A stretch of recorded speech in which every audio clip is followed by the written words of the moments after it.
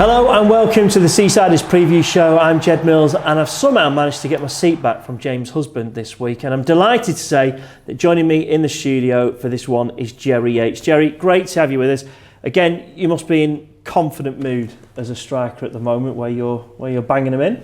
Yeah, I'm enjoying it. All lads playing well at the minute, besides the last game on Tuesday. But other than that, everyone's in great spirits, so yeah, it's all good. For you, there was that period, wasn't there, where the team was playing well, the team looked pretty confident, but just things weren't happening, and then Watford. And then when you scored that goal, yeah. I don't know, what happened?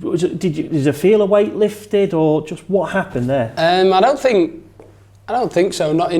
Well, if I do feel like that a weight has been lifted, but I don't really feel it at the time, sort of thing. But it was a big confidence booster for all the lads. Obviously, to get a big win over Watford like that, it can only boost confidence for the boys. So yeah, it was buzzing. Just you at the moment, form. I mean, you're absolutely flying.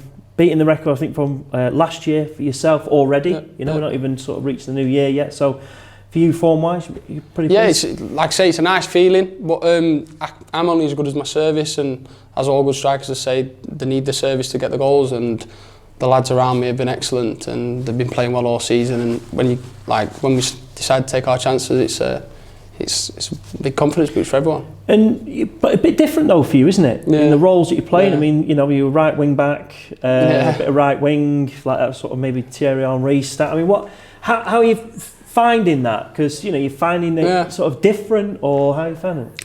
I think it was tough to adapt to at first, but obviously I'm one of them. I don't mind playing anywhere. I'd run my socks off anywhere. So yeah, it's just nice to be playing, to be honest. But I feel like I get a bit more time out on the wing. I think Gaz takes a lot of the hits. They all attract to him, so they leave me with a bit more space. And yeah, obviously I've got a few chances, and I've obviously taken them at the minute. So this is your debut on the preview show. So let's go back to, because a lot of fans have wanted you on air. Yeah. Let's go back to you then as a kid. What strikers were your sort of idols, or was it a striker? Maybe it was a different player. I don't know. I just always liked players that enjoyed themselves on the pitch. I was one of them. I used to go to watch Doncaster Rovers when I was younger, because that was my local team. So I used to go watch them week in, week out. But if I was to search someone on YouTube, like strikers, say, there'd be the Henrys, Ronaldinho, because he'd play with a smile on his face, your Messi's, obviously the old cliche players sort of thing, but just anyone that played with a smile on their face and did like made fans stand up sort of thing, they were the people that excited me. And yeah. Were you always a striker? Because sometimes you get you get kids who were maybe a centre half and then next minute they're forward, or vice versa. Yeah, I think when I was dead young, up until about 14, 15, I was a centre midfielder, and then I got tackling centre midfielder, or a ball player, or what? I'd say I'm a bit of a ball player back then, but I'm not too sure. That's probably why I got released. That's why. So, but yeah, then I got 16s, 15, 16, changed to a striker.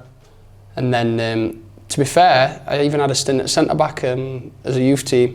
I think the manager at the time, he's like, nah, you haven't got enough pace to break the line, sort of thing, and getting behind and stuff like that. So he put me as centre-back, and to be fair, I killed myself. We ended up winning 4-0, and I ended up playing quite well, to be fair. So he put me there next game, and then we got battered. So I was just like, nah, I'd rather wait for my chance and be a striker, sort of thing. So yeah. So what was that youth career like? You said you got released, but like what teams were you at? Where were you at? Yeah, I was at Doncaster from like 10 till under 14s. Got released at 14. To be fair, that broke my heart at the time. Yeah, imagine. Broke my heart because obviously it was the team I supported, loved when I was younger. But it probably gave me what I needed, a little bit of a rocket up my arse, some may say, sort of thing. So yeah, it was definitely what I needed. So it made me work harder and stuff like that. And then obviously I got my chance to go and play for Rotherham. And like I say, I took it with both hands, yeah. Yeah, and then, like I say, going into Swindon, where, sort of Blackpool obviously spotted you, saw you, but no doubt about it, a lot of clubs were sniffing around at the time. I mean, as a player, how exciting is that? Do you take much notice of it as well? Yeah, it's nice feeling to be I don't know, sort of wanted. Wanted sort of thing. Because at Rotherham at times, like I felt like I wasn't really part of it. I'm just a young lad really trying to break through. But when there's other teams in the EFL, in the leagues and stuff like that, want to take you on, and it's a nice feeling. But yeah, this obviously place attracted me the most, and I just couldn't wait to get here. Yeah, fans love you as well. Yeah. Let's talk about the squad. Whenever we've done this preview show, we sort of a lot of the new players that come in will say, well, which players sort of stand out to you? You're always top three. Not for ability, I bet. So, what for you about your relationship with the squad? Like say, I think we know what kind of character you are, but again, what about this team, this squad for you? Who are the sort of players that stand out, as in ability-wise and off the pitch-wise? I think there's a lot of some serious ability in this team, especially from the younger lads, even the lads that have come in on loan. There's some serious ability, but like I say, the what's it called, camaraderie around the gaff. Like everyone brings something different. There's some weird characters, but obviously you love them for it. And then there's some like loud characters, everything. There's a bit of everything there, and there's not one person that you'd be like, nah, I don't like him or whatever. Everyone gets along, everyone talks. The group chat's always going off and stuff like that. So it's massive, and I think that's a key to a successful team. Yeah, and it shows that, because obviously, like, this is one of the toughest leagues probably in the world, isn't it? Championship. It's tough, yeah. You beat top of the league, you get beat by bottom of the league, and that's just all the way throughout the season, isn't it? And like you say, you can be 2 games away from playoffs, 2 games away from relegation, and that is just how it is. But is that, like I say, that mixture of characters and camaraderie, does that help basically with those sometimes tough times and obviously the good times as well? Yeah, of course it helps massively. Like, after Tuesday night, I think a few of the lads was a bit down in the dumps and stuff like that, but the gaffer told us from the start we need a goldfish memories. Some may say, like, you need to forget about it, we've got a game Saturday, we need to move on straight away. So the lads are happy enough, and we all get around each other, and if someone's down, we'll always be there for each other and stuff like that. So yeah, it's massive. We're always having a laugh, so it's good. Good. And you always come across as just someone who's just loving life as a footballer. Do you feel just privileged to be in this position? Yeah, obviously when I'm younger, that's all I've ever dreamed of, playing football. So to be doing it successfully in the Championship, it's no better feeling for me. So I'm just out there working as hard as I can. I think that's a given for every lad in this team, to be fair.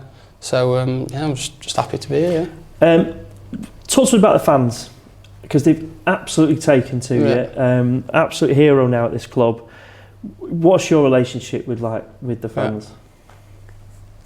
Speechless.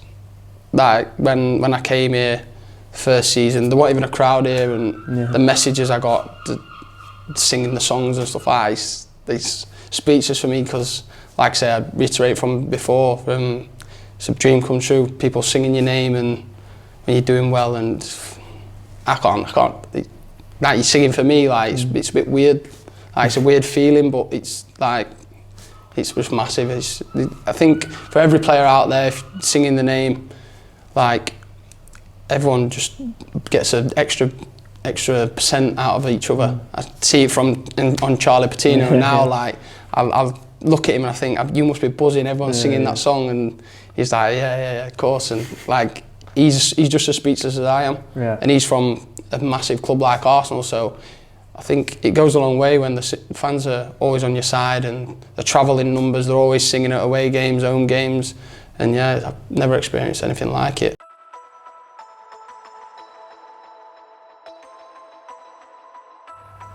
That's it for this little snippet. If you want to watch more, just head over to Tangerine TV and you can subscribe for just £1.99 a month.